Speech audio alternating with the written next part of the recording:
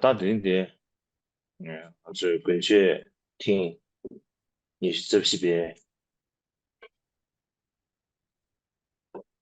搞不得了，呢，嗯，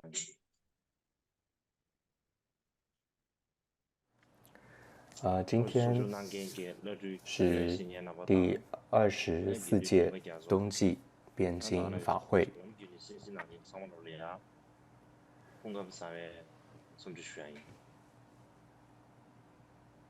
打定的，那么那里就在这里，是看吧，首先要问候与会我就的喇嘛都是主顾别去上，等善知伢那识，去过年的以那个，及僧伽没见大众，看吧，真下的要的，还有网络直播上的法友们，那其他祝大的。家身体健康。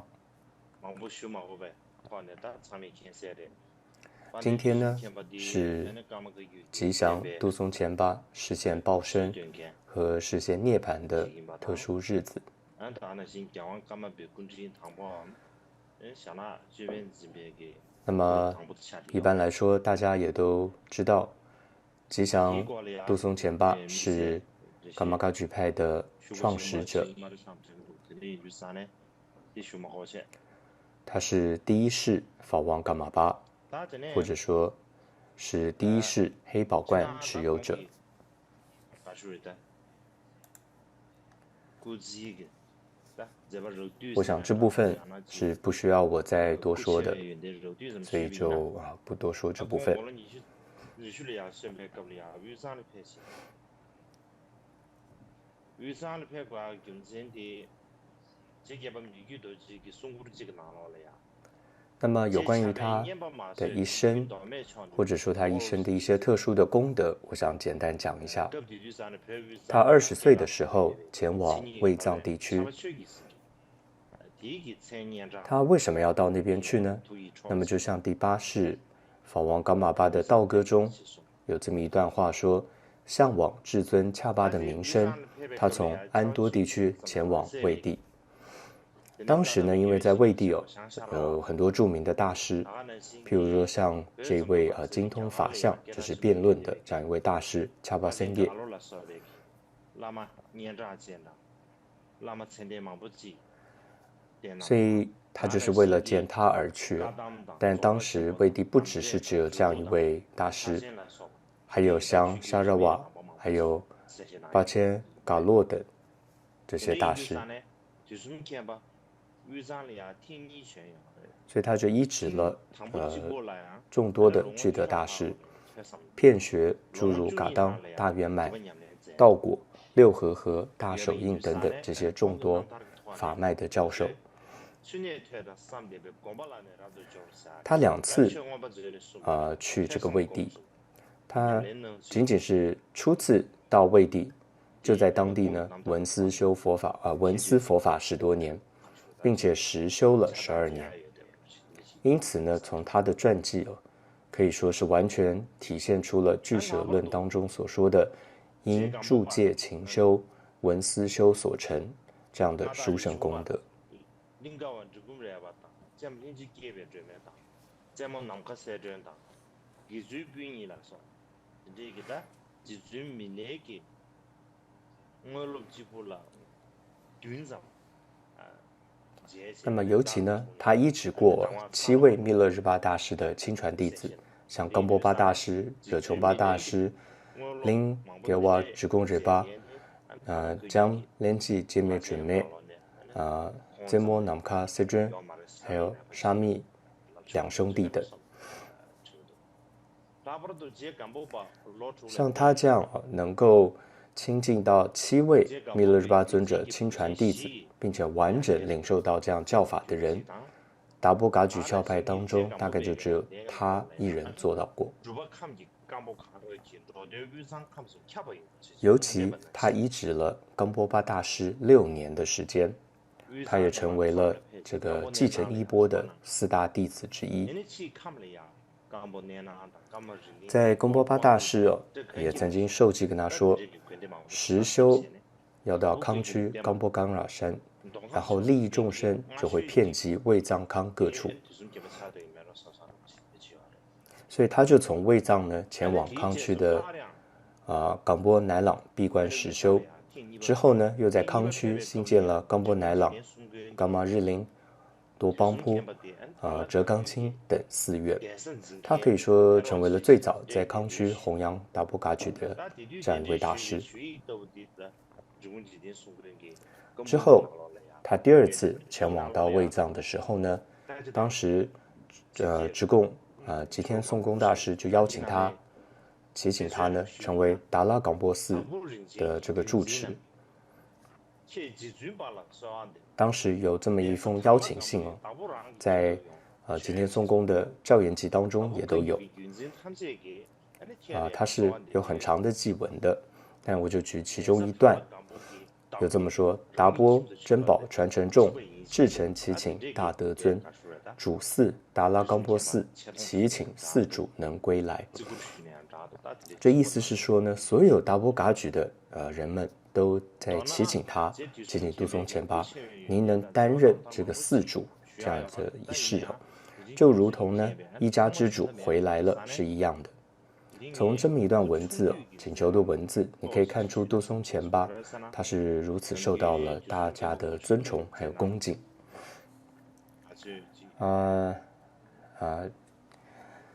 又要来说杜松前巴尊者的殊胜功德和事业是不可胜数的。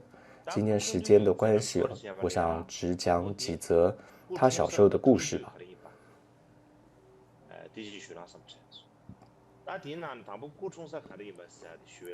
因为呢，平常呢都很少人去讲他小时候的年轻时候的这些故事。那么首先呢，我们要先了解到他诞生在哪里，还有他诞生的时间日期。首先讲他诞生于何处。那么依据这个冈仓古老文献的记载杜松前巴诞生于哲地的喇大。首先哲是什么意思呢？它是指这个哲沃这样一个地方，之后呢也称为叫哲霍，它就是现今的甘孜县这样的地区。接着喇大呢，它也有不同的拼法，所以也称为也有叫喇塔、喇扎、喇达等等多种不同的写法。但噶举派的大部分的历史文献当中呢，都是用喇达这样的写法。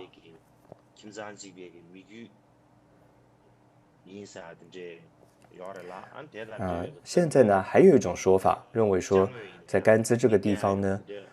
它是杜松前巴诞生地是在甘孜的这个叫颇丘的这样一个地方，或称为叫旁丘的这个地区。因为呢，据说当地呢现在还有杜松前巴的这个家族，还有当地也流传着许多他的故事，并且能够看到许多他的遗物。所以有许多人认为说杜松前巴的诞生地呢是在这个哲霍，这甘孜县的另外一个地方叫颇丘。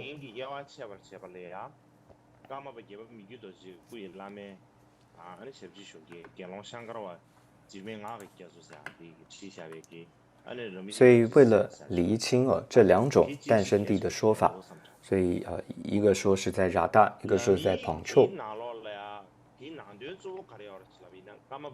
我们看到噶玛巴米之多杰的私人医生和侍者，他叫比丘香嘎瓦姐妹昂吉要错，他撰写了一部游记叫做《金刚穴》这是一部值得我们深入研究的这个文献。那这本书主要在谈的，它的内容是有关噶玛巴米之多杰的转世，也就是第9世旺丘多杰诞生于哲地下部叫卡瓦朗日这样的下方，这样名为大桑或大桑囊这个地方。在那里呢，他们就向他供养了衣服还有用具，而且为了安排侍者从噶县大营当中，第5世夏玛巴昆丘衍腊还特别派遣了像比丘香嘎瓦宫谦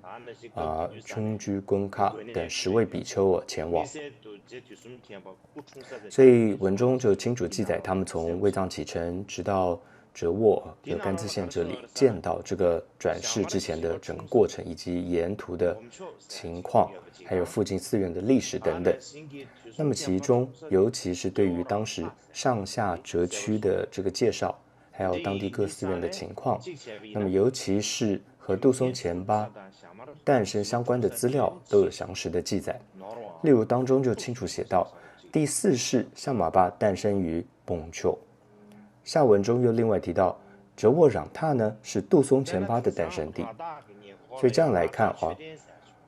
我觉得可能是人们呢，后世的人啊，就把杜松前巴还有第4世象马巴的出生地啊，其实是搞混了。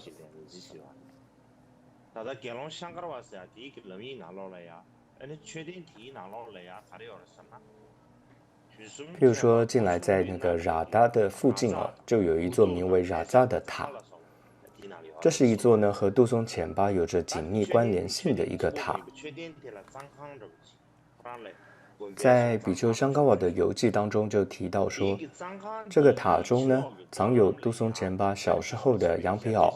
头饰带，还有这个火石啊、陶器等等，并且说呢，那这座塔呢，它还有一个内殿，然后而在这个内殿的4周围廊呢，还可以见到这个杜松前巴的脚印，还有这个秘密金刚的印啊等等。另外呢，还有呢，杜松前巴他小时候学写字的时候，有一次他像玩游戏一样的，就朝着这个冉大北方河，就河北方河边的一块岩石上哦。这时候他自己是站在河的南边嘛，他就随手向这个北边岩石上比划了几下。那么结果呢，就出现了清楚的这个6字大明咒。所以在这个石头上可以看到有这样的字。然后在这块大石头下面呢，还有杜松前巴当时穿着这个鞋子所留下的这样一个脚印，一个鞋印。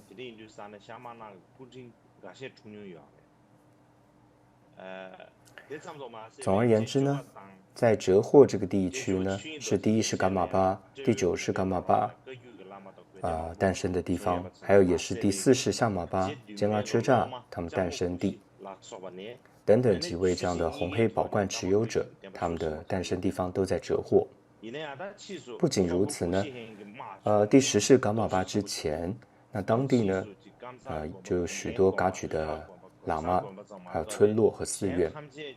而且呢，像第7世法王的弟子江木国师等人呢，在佛法和政治2方面也都大力的弘扬这个噶玛噶举教派，直到蒙古就是固始汗出兵攻占之后呢，当地的冈藏寺院就只剩下班根寺、日扎寺和昆萨寺，其他呢都已经被毁坏了，成为废墟。这也是为什么我想之后就很少有人再注意到当地冈藏的历史，也导致几代人之后呢，就会有很多人大家都分不清楚这个历史了，而把历代噶玛巴和这个红黑宝冠的这样历史混为一谈。而且呢，像是原本噶玛巴诞生地的后代的那些人，他们本来是住在冉大或者冉扎这个地方，后来他们可能就搬到了像崩丘，所以他们因为搬过去之后，他们也可能会说我们这里曾经诞生过噶玛巴，大家就以为说崩丘那个地方就是噶玛巴的诞生地了，所以就搞混了。所以但总而言之，这部分还可以进一步再做研究。以上呢是诞生地的部分，简略的说了一下，接下来要讲一下诞生的时间跟日期等等。杜松前巴诞生是在第2回绕铁虎年，就是庚寅年，公元1111年，这是大家都公认的。他和呢这个帕木主巴大师是同一年出生的。至于出生的日期，在很多传记当中呢，其实都没有详细的记载。但是在第8世法王噶玛巴米支多杰的一部有关这个时轮的这样一部历算的这样一个论著当中呢，却有记载到。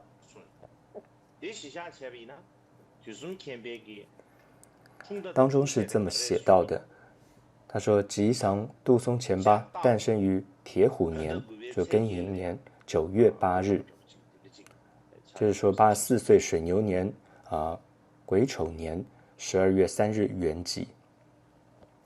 总之，依据这样的一个说法，我们说可以知道他诞生的日期就是藏历的9月8日。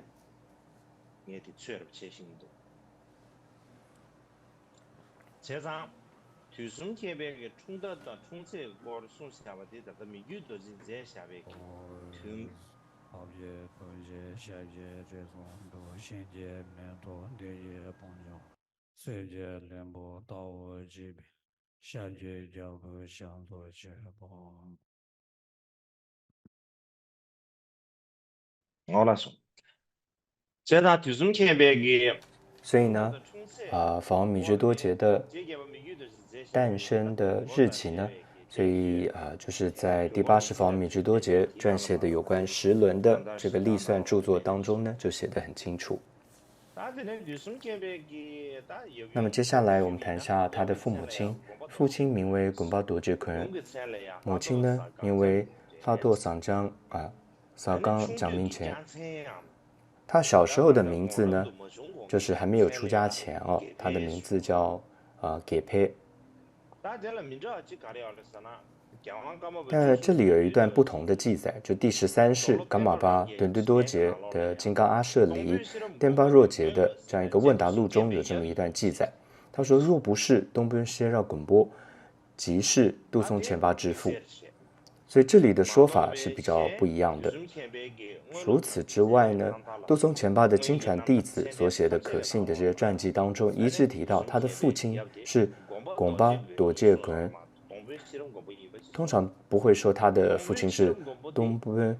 歇绕滚波，而事实上东奔歇绕滚波是谁呢？应该是他的爷爷。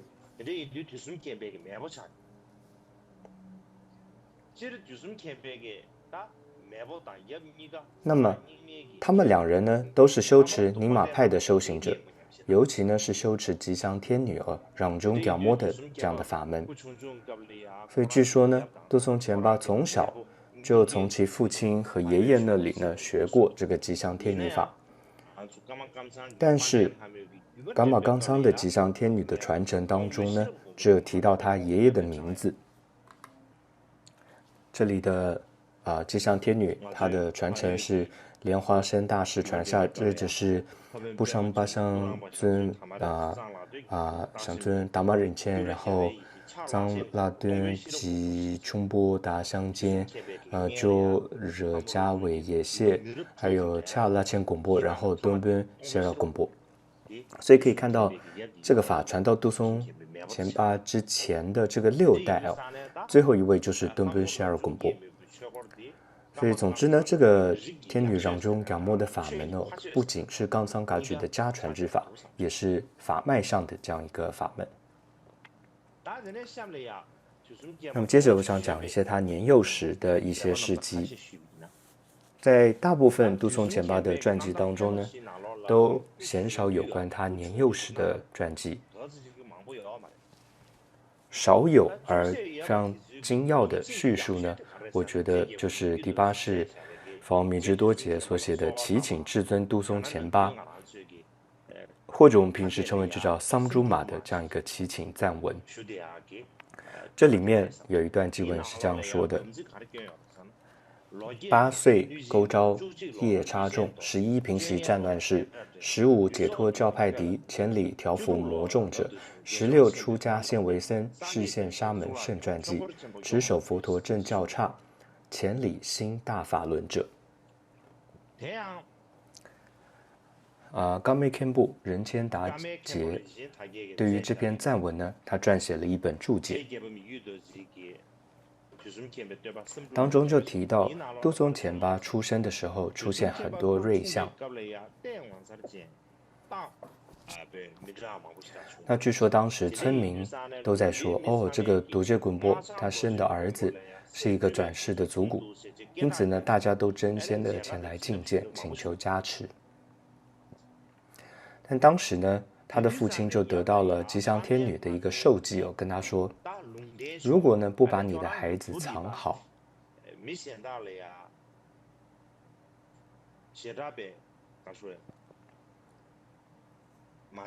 将来呢是会有障碍的。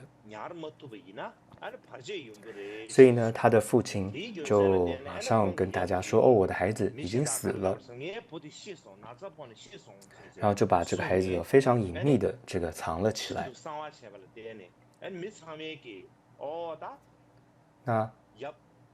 这时候大家也就说：“哦，这个贡布多杰的这个孩子啊，大家也觉得他真的已经死亡了。”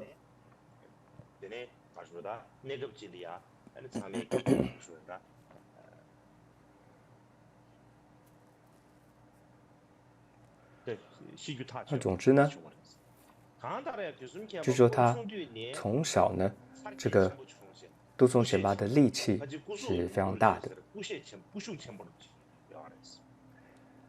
在杜松前巴的弟子叫洛珠条措，他所写的传记里有写到，就他很小他其实身体就很有力量。所以说他6岁时呢，就随多康北方商队前往位于这个临窑的市集，就是在甘肃那个地方的这样一个市集。然后7岁呢回到家乡，接着8岁时又随着南方商队到达位于叫巴彦的市集。所以杜松前巴他很小，6岁到8岁期间，他就前往南方和北方的市集经商。在第8世撰写的杜松前巴祈请文的注解当中是这么写到，他说8岁时从北方市集经商后回来就致富。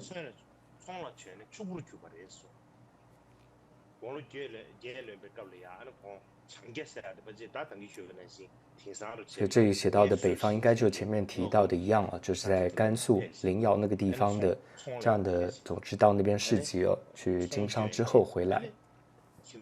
就变得很富有。但我想他从小是必须这么长途跋涉到南方北方，或许呢就和父亲得到那个授记告诉他说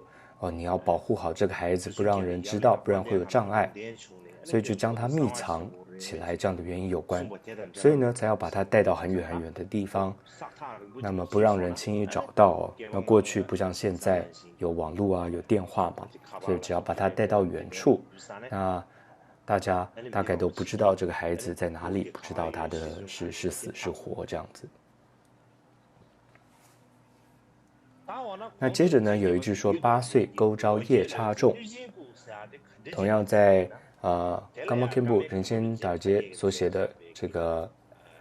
祈请文中，这样注解当中就提到说，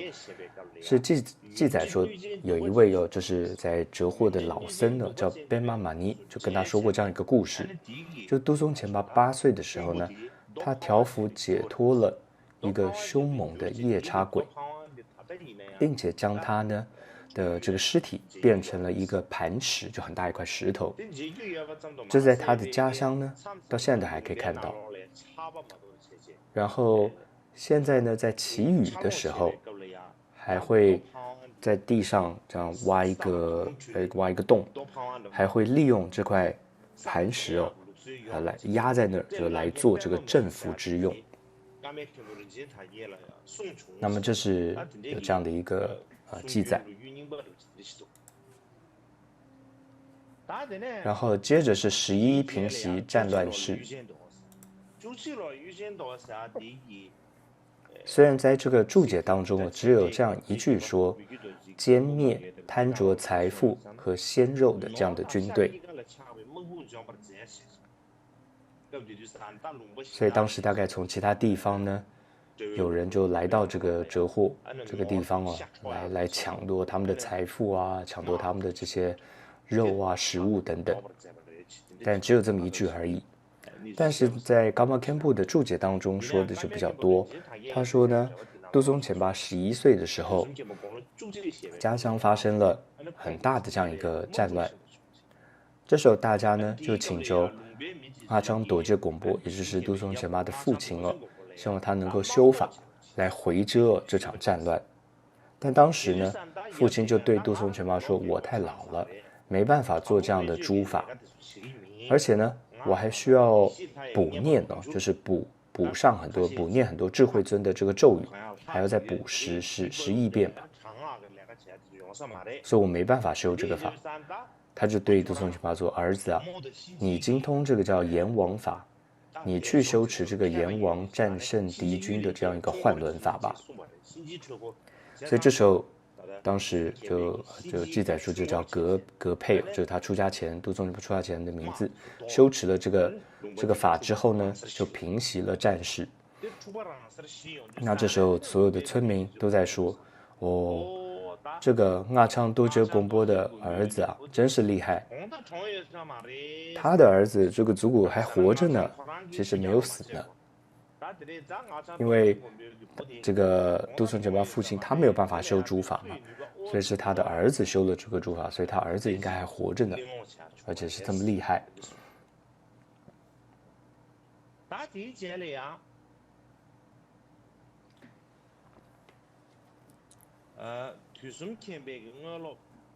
接着呢是杜松前巴的弟子刚洛，他写了一部《吉祥杜松前巴百生传》，还有他的侍者比丘古玛惹菩提，这也叫做许努讲处写了一部叫《108图文传》。那这两部文献当中呢，都清楚记载到杜松前巴小时候，就他还没出家之前，他如何这个亲近拉玛贝若扎那，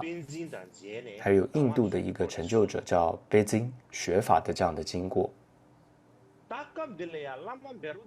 那这里所指的喇嘛贝若是谁呢？那么依据藏族学者东嘎仁波切他所写的这个红史在这个第595页当中有这么一段记载，他说这位喇嘛贝若他不是赤松德赞王时候的义师那个贝若扎那，而是同名的一位噶举传承上师，他的传记呢至今是不详。那么就像东嘎仁波切所说，这里的喇嘛贝若不是前红旗的大义师贝若扎那，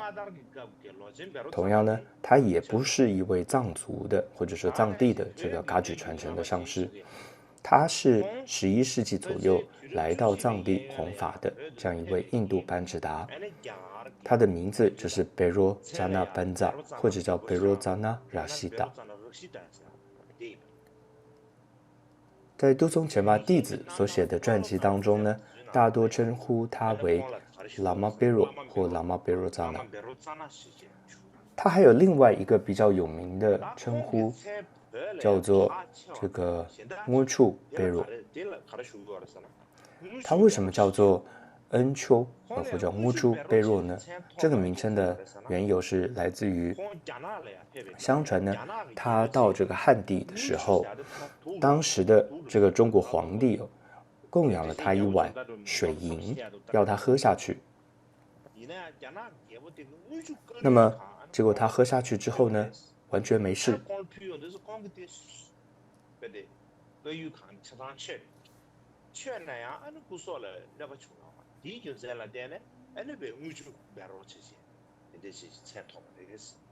那所以这位木处贝若大师呢是有很重要的地位，很重要，因为在杜松前巴心意五部五尊中的杜母五尊的传承就是源自于他，所以我们应该要对他有认识，这是很重要的。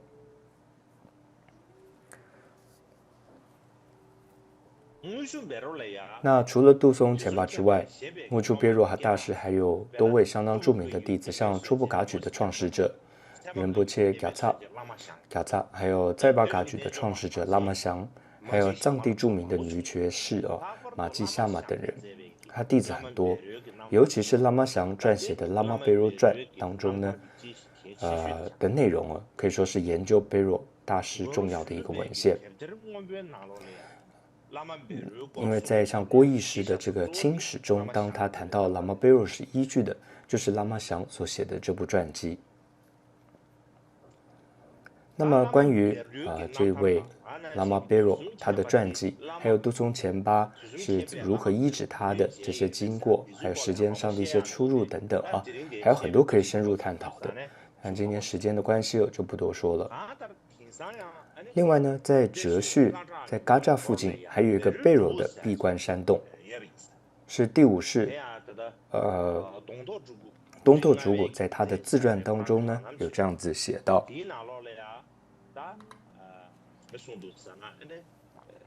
他说哲胥的中心叫嘎扎，是一个重要的圣地。过去呢，这个阿舍里贝若扎那莅临这个哲胥的时候呢，他停留在南方的一个叫扎达人谦这样一个山路山上的时候，他就见到那个嘎扎这个平原上呢放射出殊胜的光芒，他就来到了那个地方，就发现了一尊松赞干布王时塑造的释迦牟尼佛像，是这尊像在放光。后来就为这尊像呢建了寺、开光和供养。后来很长一段时间里呢，当地就有这座名为嘎扎金刚座寺非常宏伟的这样一座嘎举寺院。但后来寺院就逐渐的式微，那最后就完全的毁坏了。那在那个之后呢，有人在将这尊古老的贝如扎那，当时找到这尊古老的释迦牟尼佛像重新装藏并且还加上了阿底峡的像，还有千手观音像，还有叫萨护法、具数护法、金刚善神等等的像就供奉起来，然后修建了叫一座叫嘎扎觉沃佛殿。在这个殿的周围旁边呢，有名为叫做雅泽的108座的擦擦，里面呢共有贝若扎那的108颗念珠。所以这是东特主古在他的自传当中有这样提到。那么虽然现在很多人都是在说贝若闭关山洞这108座擦擦是和这个义师贝若扎那有关的，但是呢，我觉得要找到这个义师贝若扎那到过当地的证据，应该是很困难的，所以他应该没去过的。然后再加上丢松前巴的上师温处贝若，还有这个义师贝若扎那的名字是一模一样，都叫做贝若扎那，所以我觉得这才是大家会把这个故事搞混的原因。因为在西藏，大家一说到贝若扎那，全部的人想到的都是那位大义师贝若扎那。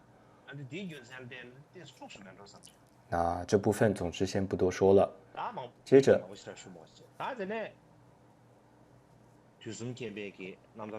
我们回到杜松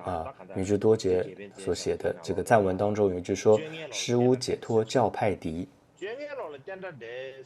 就是杜松前巴弟子本德鲁之嘎措所写的传记当中就写到，在他这个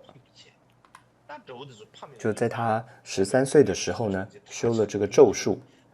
然后里面也详述他如何降服敌人，然后当时呢他还高举旗帜吹奏海螺，然后广大酬谢供施护法的经过。所以因此呢，杜松前巴就在哲胥之婚那个地方就得到了这个咒力是如此广大的这样一种称赞。而且当时呢，这些敌人呢留下来的这些家眷都感到非常的畏惧，因此呢都广大供养僧人三宝，尤其呢他们还到这个杜松前巴的家里忏悔说希望您能够接受我为成为您的仆人。然后当时杜松前巴呢也欢喜的接受了。就欢喜接受他们的忏悔等等。那除此之外没有太多其他的记载，但是在噶玛堪布他写到的是说，15岁时呢，在哲胥的拉莫山洞，杜松前巴修持壤中拉末法壤中加末法，然后这时候本尊身呢就现身了，然后将这个阿羌父子，就杜松前巴父亲和他，当时就在当地有跟他们父亲这个竞争的这种敌人呢，可以说消除了，可以说予以解脱，而且将这个敌人的心肺呢亲自献上来给他们，由此法律圆满的名声远扬。有这样一段记载。那哲胥的这个拉莫山洞，它是在杜松前巴诞生地日阿达更偏远的这个山里。比丘香嘎瓦的游记《金刚穴》当中是这样说，他说：日阿达山洞吉祥度前尊修持吉祥天女得亲见，融入山岩现成自身相。就当时他在山洞里面修持的时候呢，他亲见到这个吉祥天女，然后后来吉祥天女呢就融入山岩呢，就形成了一个自身相，跟他的坐骑那个驴一起融入进去。但接着说呢，部分与驴骑入于山岩，抓其尾巴使驴得突出，意思就是说，但正要这个融入的时候，大概是杜松前巴就抓着了那个他的坐骑那个驴子的尾巴吧，所以后来整个那幅那个像是驴子的后臀部位整个是凸出来的这样的一个像。所以第七世噶玛巴呢，另外第七世噶玛巴也曾到过这个洞中修持，然后亲见本尊，写下了一篇拉摩赞天女赞。那这里有一段比较不一样的记载出自于第8世法王所写的杜松前巴祈请文注解。这当中写道：由于夫人被他人抢走，因此修持咒术而得到了胜利。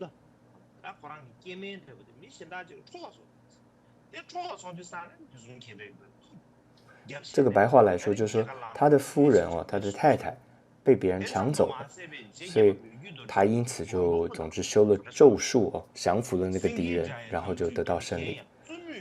另外在第8世米支多杰道歌当中写道：狮吼化身度前尊，被妻抛弃亲仇视，故云吾今是为僧，其愿生计加过患。有这样一段道歌。这一段的意思是什么呢？就是说是这个他是被这个他的夫人抛弃了，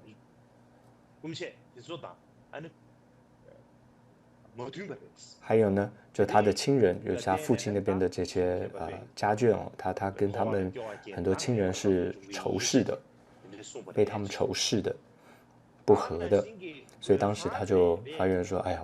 我现在要发愿他升起出离心，就发愿要出家。另外，如果以这个果仓惹巴说的有9年在家的一些说法所以我们大概可以知道说，这个杜松前巴他其实年幼的时候就定下了这个叫童婚。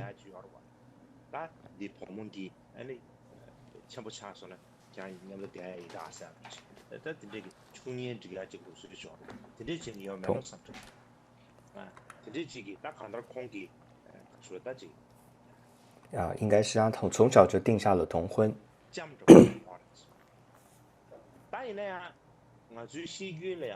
所以呢，他是后来是有这个结婚的。但同时，我们一种说法说，杜松前巴的脸他长得像猴子，是不好看的。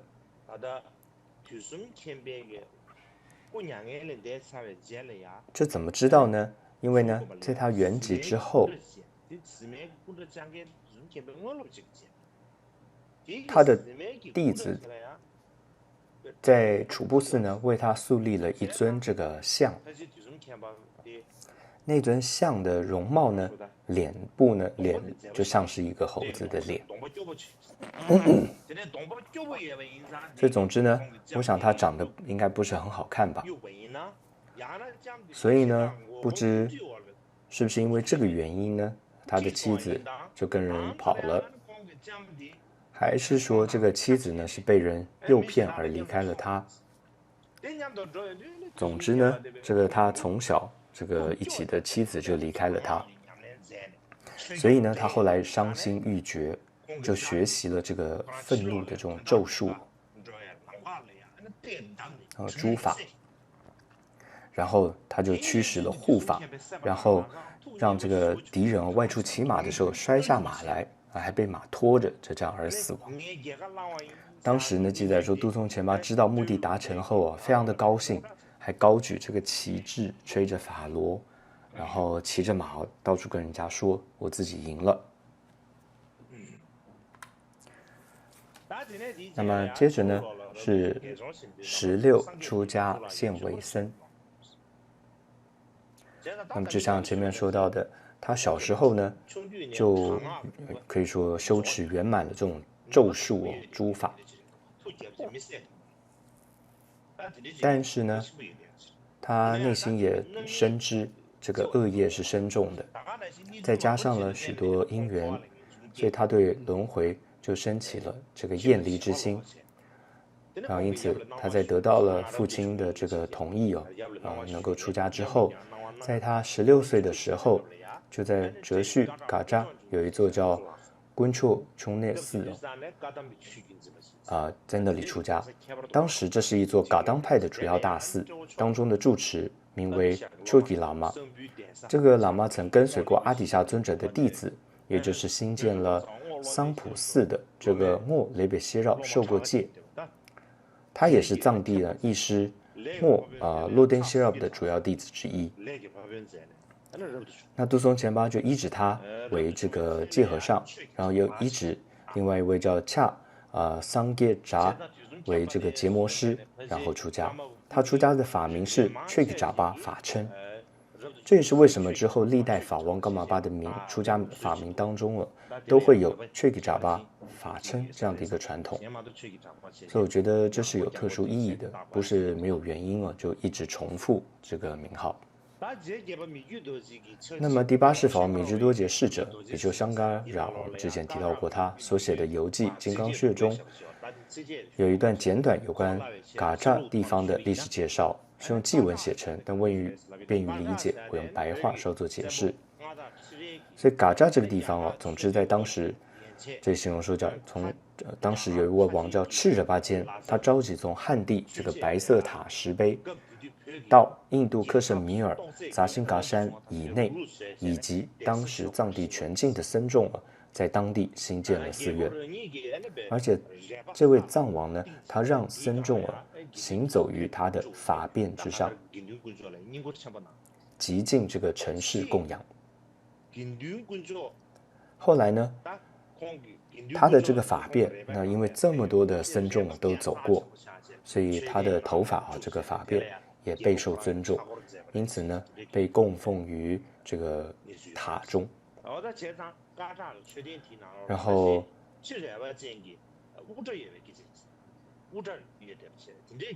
所以在这样一座有这个藏王他的法便的这样一个塔，而且也是他会亲自礼拜绕行而闻名的这座塔旁边呢，是由这个鲁墨的再传弟子新建的一座绿瓦3层寺院。杜松前巴呢，就在这座寺院当中依止了觉若却给喇嘛受居士戒。而且当时比丘香嘎惹前往这个哲胥的时候，见到呢寺院的佛像和经书呢都已经这个老旧了，残破不堪，僧众也都和在家人没有两样。法脉传承呢，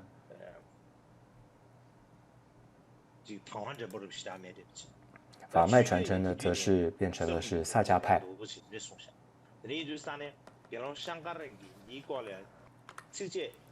我觉得以上这个虽然只是短短的几句话记录很简短，但却是非常珍贵的一个史料。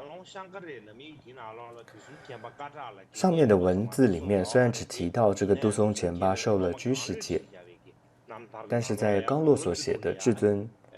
杜松前巴传记《荆州传》记载中说，他16岁时在嘎扎依止善知识丘吉喇嘛受了沙弥戒，然后12年承事他。之后又依止善知识扎热瓦得生了金刚灌顶，听受不动明王和噶当派的法门。另外呢，在逝者比丘古玛惹菩提所写的108图文传当中也写到，他16岁时依止戒和尚丘吉喇嘛教授师乔桑罗扎出家沙弥法名为却吉扎巴，之后2年还做了僧务，并且还建立一个小的寺院，建立了僧团。所以在法王米居多杰所写的杜松前巴祈请文夹注当中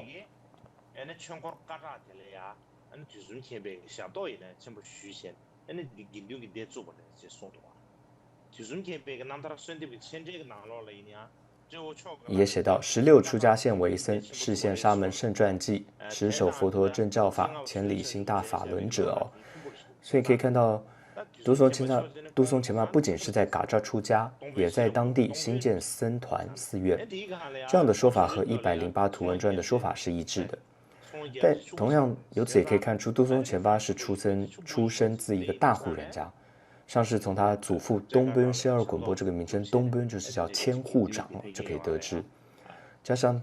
他从小经商致富嘛，所以对于他这里提到说他还能够建立僧团寺院可能都起到很大的帮助。另外在贤者喜宴和其他的文献当中提到，在当时在他出家的时候，就是戒和尚为杜松前巴剔除这个周罗法的时候，虚空中呢出现了圣勒金刚本尊众和智慧空行众，为他现代黑宝冠，并授记他为诸佛菩萨事业者，赐予名号伽玛巴。相传这样的瑞相当时与会的师徒大众全都见到了，因此呢就有了后来顶戴黑宝冠的传统。然而呢，这样的说法呢，在其他杜松前巴弟子所写的传记当中呢，并没有记载。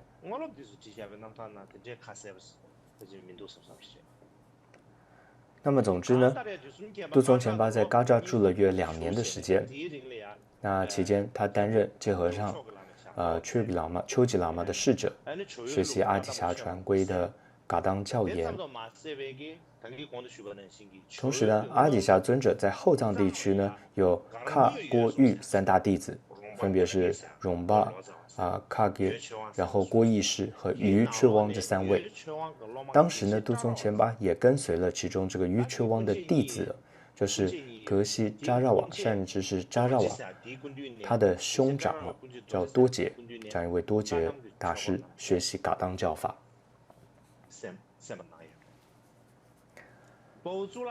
但巴乌祖拉称瓦和竹巴昆谦贝嘎认为杜松前巴是直接跟随这个于却汪学法。但是呢，杜松前巴弟子所写的传记当中，只提到过他依止的是于却汪的弟子，就是格西扎日瓦，这是善知识扎日瓦，并没有提到他直接依止过于却汪学法。同样呢，杜松前巴在讲到自己上师们的前世和来世时，他常有这样的能力，他很喜欢这样讲总在讲的时候，其中也只讲到过扎拉瓦，而没有讲过于却汪。而且大家都知道，阿底峡抵达后藏的时候，于却汪已经年过15所以如果杜松前巴真的要见到过他，当时他至少也有95，也至少是95岁以上的高龄，所以是比较不大可能移植到他的。无论如何，这个杜松前巴听闻了很多这个于却汪传承下来的法教。那从耿敦主巴的弟子叫泽汤勒谦贡嘎讲彩所写的噶当教史中很清楚记载到，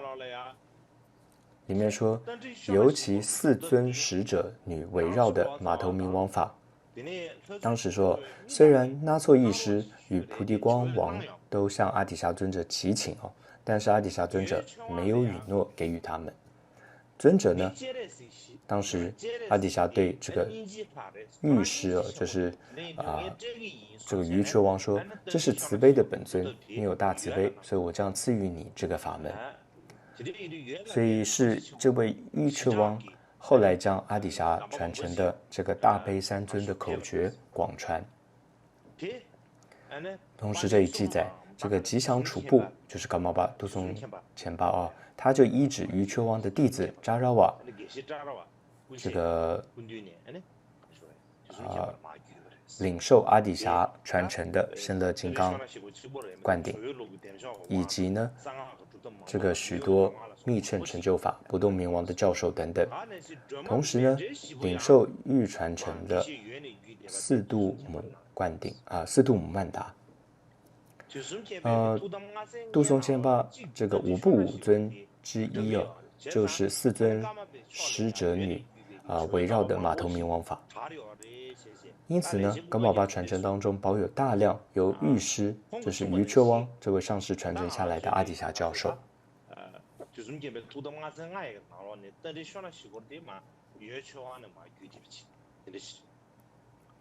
尤其呢，是从玉彻王传承下来的四度母曼达法，只有传到冈仓传承当中，其他传承当中应该是没有的。这怎么知道呢？就是噶托持明参王努布他撰写的这样一位大师撰写的《所愿如意成就四种圣度母祈请供养曼达仪轨》当中就提到，虽然这部向度母祈请的仪轨，有人认为具有从莲花生大士、党巴嘎嘎和释迦师利的不同传承，但我至今呢，并没有见过任何上述传承的独立的四种曼达仪轨。现在普遍为人所知的呢，都是阿底峡尊者的传承。那么我在萨迦这个他见过3个，就是我在萨迦的传统，还有纳汤的传承，还有冈仓传承当中呢，都见过属于这个传承的这个追随者、修持者。其中呢，冈仓传统当中，由至尊喀居巴就喀居汪波所写的一部仪轨，虽然属于阿底峡传承，但是和其他仪轨有着显著的不同，可以说是有根本上的差异的。那这就是噶托。那么以这里噶托持明所说的有人认为应该就是在说第20相马巴喀居汪波。那后者所写的这个，因为喀居汪波他也写了赐予所愿释迦牟尼曼达次第一文中就有提到，虽然有释迦师利所传、莲师所传和党巴嘎嘎所传，但是此文更为善妙。另外呢，噶托持明虽然没有提到说没有见过任何独立的4种曼达仪轨是出自夏迦师利莲师和党巴嘎嘎，但是我觉得出自这个绰普百段口诀当中收录的释迦师利所写的赞修度母诀我觉得就是其中的一个传承一部。总之呢，如果我们问说冈仓传承的度母曼达的这样一个传承到底和其他教派不同或特殊的原因是什么呢？主要原因有2个，一个是仪轨的架构不同，第二是传承的次第不同。从架构来说，自身是红观音，然后对身呢就是红色的一尊观音，然后对身呢首先要次第的观想出白色、红色、绿色的3尊度母，然后分别的向他们献供，最后呢还要在一起观想出对身有白红绿3尊度母，然后再向他们供养。同时在礼拜曼达还有咒语的次数上呢，也都有广中略的不同。而且赞文的念诵次数上呢，像纳唐的传统是要念诵237遍，意思是第一次念2遍，第二次念3遍，第三次念7遍。但是在冈仓的传统当中是没有这样的规定的，是没有一定的。再来，至于传承的差异，特殊性是在于说，在喀珠旺布所写的这个仪轨的跋文中写道：此部向伯揭范母供养奇景次第，由杜母亲传给燃灯智阿底峡，他再传给瑜彻汪，他再传给杜松前巴，他再传给扎坡阿鲁巴，他再传给嘎纳辛哈，他再传给辛哈基地，他再传给日出巴等等。从这段来看，似乎杜松前巴有见过瑜彻汪。无论如何，冈藏传承当中的四度母曼达的传承是阿底峡尊者，然后传到了瑜彻汪，再传到了杜松前巴。那么这和这个百部纳唐这样一个传承提到说这个度母传承是由阿底峡传给贡巴瓦，再传给噶玛瓦的说法有很大的不同。这里大家要留意的是，噶玛瓦不是噶玛巴而是名称很像但这里噶玛瓦是一位善知识。然而现在冈萨嘎举当中已经就现在在噶玛嘎举当中我们的传承这个度母的四曼达的传承是这么特殊的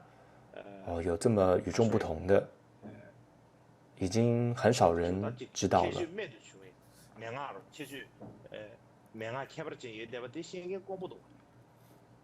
大家通常说修度母的时候，大部分都知道是修持甚深度母 Sabdijama 的曼达外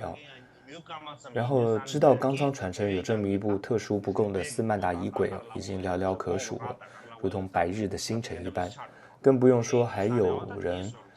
在修持这个法了，那更是可能说如兔角一般吧。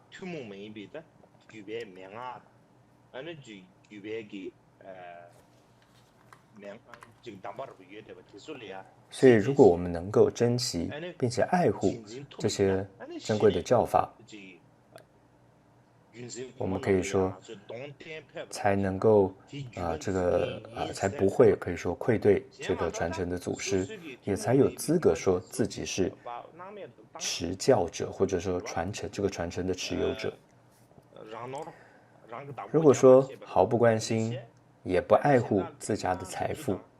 总是在求着或在说着别人的财富，那是没有任何意义的。所以真正的一个智者学者的做法是什么？是先搞清楚自己的财富是什么，然后再去找寻其他人的这个财富。所以总之呢，希望透过以上的介绍，大家能够大致了解吉祥杜松前巴他在整体佛教当中，在藏传佛教当中，尤其是达波噶举，还有特别在噶玛噶举当中的这个地位和重要性，同时也认识到他的殊胜功德。讲到上师祖师，最重要的是我们要将祖师的传记、他们的生平当成是我们修行的口诀，要这样来看来听他们的传记才有意义。不要以为是在讲历史故事而已，我们要把祖师当成修行的榜样，然后尽力的精进修持，尽力的做到变得和他们一样那有这样的体验这样做到，那么讲说听闻祖师传记，我觉得才是有意义的，不然就跟在听世间的一个故事是一样的了。谢谢大家。